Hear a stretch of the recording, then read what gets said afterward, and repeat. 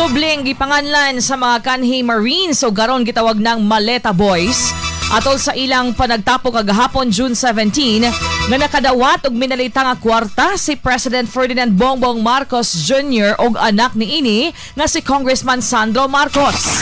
Gidetalye sab sa nagpailang kanhi bodyguard ni kanhi Congressman Zaldico kung paunsa nila gi-deliver ang kwarta ngadto sa nahisgutan. Apan una na kining gilimod sa Malacañang. Ato paminaon ang tingog sa usa sa gitawag sa mga Maleta Boys. Kami po yung nagdala ng 5 maleta na large from Horizon Homes. Dinala po namin sa Delta Gate hangar sa Pasay City. Isinakay po namin sa Lexus na itim na plate number NFX 8886. At saka pinakapan po namin ng Hilux na bulletproof din na black. Samtang nalambigit sab ang pangalan nila Senador Cheese Escudero, Senador Mark Villar, Senador Kiko Pangilinan nga giingaw nakadawat sab sa minalita nga kwarta.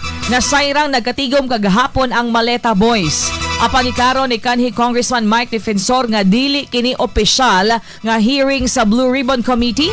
So kwahi isa nauna nilang gianunsyo na sayrang wala usay senador gikan sa Cayetano Block nga nakatambong kagahapong adlaw.